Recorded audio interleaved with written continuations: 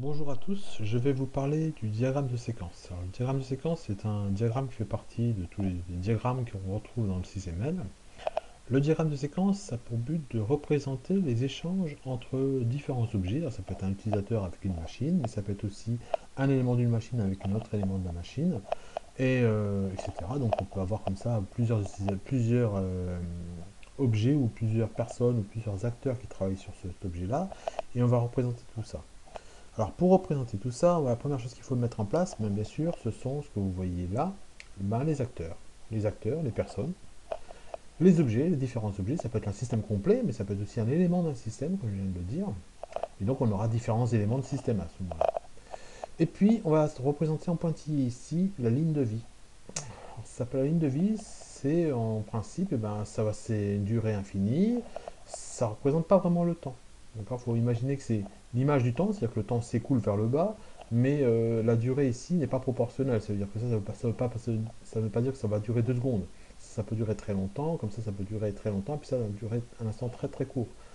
La taille de ces curseurs-là n'est pas forcément proportionnelle à la réalité. Parfois, il peut arriver qu'on ait besoin de donner des temps. Par exemple, entre ces deux messages-là, on a précisé qu'il s'est passé moins de 3 secondes. Ben là, oui, c'est important parce qu'on ne peut pas l'imaginer, on peut pas le voir sur un schéma si on ne précise pas les choses comme ça. Entre ce message-là pour arriver ici, ben, il lui a fallu moins de 2 secondes pour arriver jusqu'ici. D'accord. Donc, ça aussi, c'est important. C'est-à-dire qu'on insiste bien que le temps de propagation du signal pour aller de là à là, ben, c'est moins de 2 secondes. L'écart entre ces deux signaux-là sera moins de 3 secondes. Voilà. Dans ce cas-là, s'il faut le préciser, ben, l'objectif de ce diagramme-là, c'est pas de compliquer les choses, hein, c'est justement vous préciser ce qui est important pour celui qui va programmer ou celui qui va essayer de comprendre le fonctionnement de votre machine. Deuxième point, c'est le cartouche. Alors tout ce que met autour, on va dessiner notre diagramme à l'intérieur, et autour, il faut mettre un cadre. Ça s'appelle un cartouche. Et ce cartouche, il commence par SD parce que ça veut dire diagramme de séquence en anglais. Et puis voilà, c'est tout. Et puis vous mettez le nom de votre système. On va retrouver un utilisateur à l'intérieur, différents objets ou sous-éléments d'un objet, hein, et puis on va retrouver des lignes de vie derrière tout ça, et puis après des actions. Ça, c'est le principe. On pourrait avoir par exemple un système avec une interface avec des boutons, ici il y a des moteurs, ici une carte électronique, et puis encore autre chose ici. Donc voilà, c'est les différents éléments avec un utilisateur. Troisième point, je descends encore un petit peu, ce sont les messages. Alors les messages, dans le diagramme de séquence, on voit les messages entre les éléments. Donc il y a différents types de messages. Le plus courant, c'est ce qu'on appelle les messages synchrones. Alors c'est une flèche qui envoie un message, c'est un très plein. Et l'objet 1 attend le retour du message. Voilà, un retour. C'est-à-dire que l'objet 2 va dire j'ai fini. Voilà, je peux continuer. À ce moment-là, l'objet 1 a le droit de renvoyer un second message. Quand c'est un message synchrone, logiquement, il doit attendre avant de lancer une prochaine opération. Il ne peut pas faire cette opération ici et envoyer celle-ci sans avoir eu le retour entre les deux. Parce que ce message est synchrone. Bon, on va pas trop insister sur les flèches. La forme des flèches, ce qui compte, c'est bien comprendre le principe. J'envoie un message, on expliquera ce qu'on fera dans ce message-là. L'autre me répond, on pourra dire, tiens, il s'est passé ça, et puis etc. La forme, la pointe des flèches, on ne va pas trop insister, mais sachez que ça existe, qu'il faut parfois faire attention à ça. Mais au final, sur un diagramme, que ce soit en première ou en terminale, ça ne change rien. Si vous savez représenter correctement les choses, si vous savez dessiner correctement un diagramme de séquence, on commence à comprendre comment fonctionne votre système. On voit chronologiquement ce qui va se passer. C'est ça qui est le plus important. La forme des flèches, pas trop importante. Souvent en pointillé, on met le retour, quand il y a un retour. Voilà, j'ai appuyé sur quelque chose, ça envoie un voyant, je ne sais pas, ça donne une information. Ça c'est important. Ensuite, on peut avoir des messages, donc là je voudrais expliquer un petit peu, donc des messages qui sont synchronisés. Donc celui-ci, il est asynchrone. Pourquoi? Parce que l'acteur va tout de suite renvoyer un deuxième message, sans attendre la fin de ce message-là. Donc il dit, par contre là, il va envoyer un message synchrone pour dire, j'attends tout de suite le retour, en attendant, je ne fais rien. Voilà pourquoi on parle de messages synchrone et asynchrone. Mais sachez que le principe important, c'est celui-ci. Ce qui va être important, ce sont les flèches. Ce qui va être important, c'est bien sûr la chronologie. On sent bien que cette flèche-là, elle est avant celle-ci. D'accord? Et puis que le contenu du message. On pourra mettre des informations ici qui sont très très très importantes. Ici aussi. Voilà, qui vont pouvoir nous comprendre ce qui se passe. Après, il y a des cas particuliers. Alors, le cas classique, c'est celui-ci. Hein, c'est-à-dire qu'on chronologiquement, il se passe un événement, un événement retour, et puis on continue. Un autre événement, etc.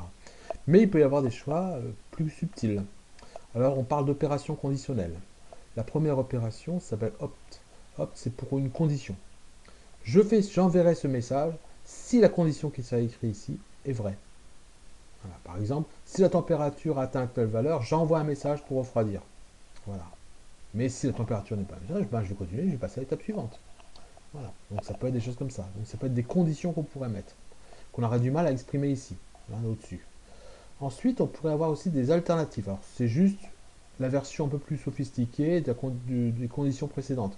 On met une condition, une deuxième condition et à la limite un sinon, une troisième condition. Donc, en fonction de la condition, on va exécuter plutôt ça ou plutôt ça. Donc, en fonction de l'instant où on est là, on va recevoir imaginez qu'on reçoit un retour, une information. L'information nous dit, ben, je ne sais pas quelle température il fait. En fonction de la température, on va plutôt chauffer, on va plutôt refroidir. Au contraire, on ne va rien faire.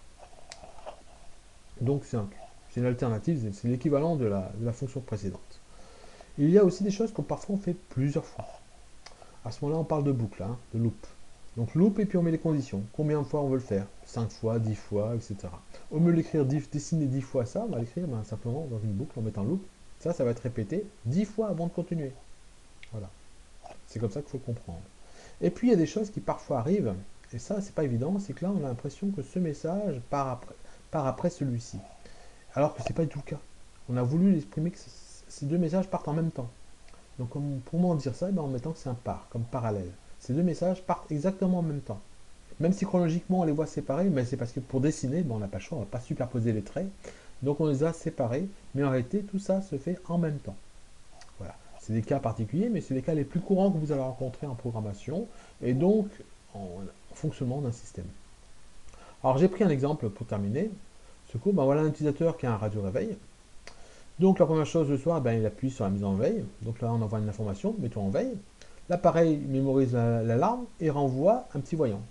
Il la met en on. Donc on se dit, ah bah tiens, ça y est, l'affichage est OK. La nuit se passe, il affiche l'heure, il fait son travail, le réveil. Le matin, quand l'heure atteint l'heure de l'alarme, on déclenche l'alarme. À ce moment-là, on va envoyer un signal sonore et l'utilisateur va se réveiller et va recevoir donc, va se réveiller, voilà, et puis il va faire une activité à ce moment-là. Voilà pour ce cours. Donc c'est très très simple comme cours, on voit très bien que c'est le fonctionnement, mais ça permet de décrire très rapidement un système et son fonctionnement d'une manière générale, en mettant les acteurs et les différents sous-systèmes. Voilà pour ce cours.